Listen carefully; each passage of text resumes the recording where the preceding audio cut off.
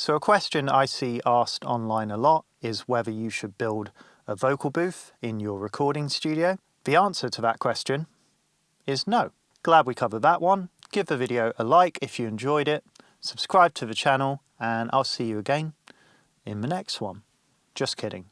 To elaborate more, if you go back to the early days of recording and you think of your traditional commercial recording studio, in the early days of recording, we didn't have the means of multi-tracking that we do now. Recording a band, they were recorded live in one big live room, direct to tape. The recording sounded how it sounded. They started to try and find ways maybe to minimize bleed between microphones, putting baffles between musicians. As recording technology started to evolve and we started having greater multi-tracking recording capabilities, when people were still wanting to record bands together live or multiple musicians together live, studios started building out separate rooms with windows between so musicians could still have visual communication. You could fully isolate microphones, you wouldn't have bleed issues, and you could get a tighter, more controlled sound. So when studios were building out these rooms, even your largest commercial studios, they only have a certain amount of square footage, so it makes sense with your vocalist, the one that's going to take the least amount of space, because all you need is a microphone and a person in a room. You would dedicate the smallest amount of space to your vocal room. The largest room would typically be your main live room where you do your drums, and then you might have a smaller room for isolating guitar cabinets or stuff like that, and then you'd have your small vocal booth. So really, this was born from just practical reasons. It made sense to have vocals in the smallest space when you were trying to isolate stuff and separate musicians between rooms. But if you think about it purely from a sonics point of view, I don't think any engineer at any point ever went, you know what?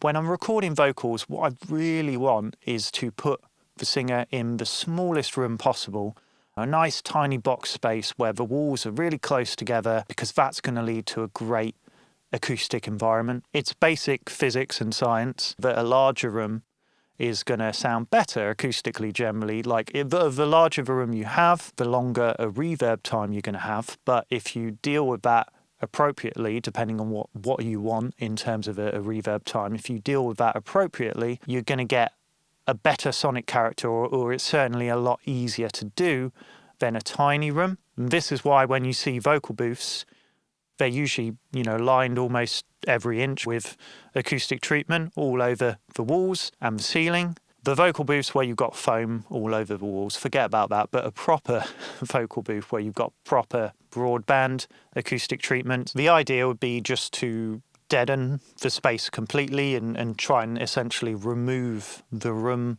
from the equation and just get the direct sound of the vocals, which does make a lot of sense in terms of how you might want to capture a vocal, and then you can treat that with artificial reverbs later, so you can really get the vocal nice and up front in the mix, but then maybe still have a bit of a sense of space by utilising artificial reverbs and pushing them further back in the mix. But it's not necessarily always what you want. You don't want a really dead sound. Quite often, if you listen to a lot of vocals on commercial records, if you really listen, you can hear some of the room in there. And the fact is that your typical cardioid pickup pattern microphone that you'll be recording vocals with, they're not picking up much of the room anyway when you have a singer close to a microphone. The benefit of a larger space for vocals is that you can control how much the room might be influencing things in agreeable ways by having the singer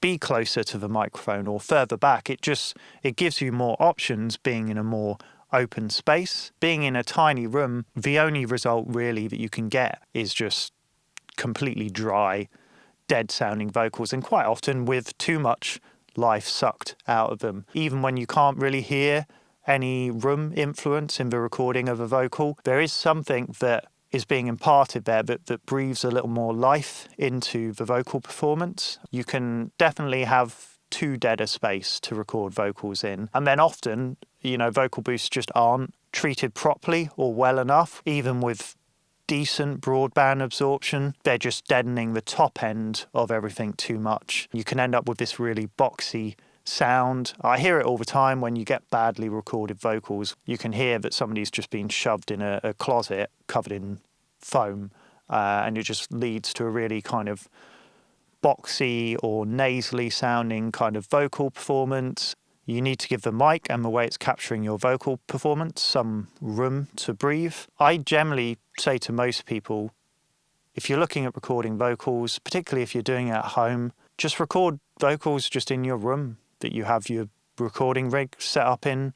You know, you don't need to go in your closet, particularly when you're looking at your typical, bedroom or home recording room size. It's not that big anyway. As long as you've got some decent panels on the wall, dealing with the acoustics a bit, it's going to sound a lot better than your little closet. I think people get too fixated on this idea of like having to completely isolate and remove the room from the equation when recording vocals. You really don't need to do that. Sometimes that's appropriate, but more often than not, that isn't what's needed on a vocal. Yeah, I would think about this when you're thinking whether it's your home studio or you're building a commercial studio. Do you actually need a vocal booth? Are you going to be tracking like band stuff live where you've got multiple people playing together and you need to isolate things? Because if you don't, just record in one open room. Have one room that sounds good, is sizable enough where you've got some options in terms of having a closer sound or more of a roomier sound, where you can do more distant miking. You don't need a vocal booth, is the point here. Don't get me wrong, I do have, it's more of a guitar amp room, but I do have a smaller room in my studio. My studio is very small anyway, but I have a smaller room where I usually track vocals, but that is more for practical reasons. It's not actually because I think that sounds better, and I've made that room sound very dead. But quite often I'll record vocals out in the main room because I don't want that. I don't automatically default to this idea that a little booth room is going to be the optimal recording environment for vocals, because it really isn't. So I hope that's been of some use to you. Give the video a like if you enjoyed it, subscribe to the channel, and I'll see you again in the next one.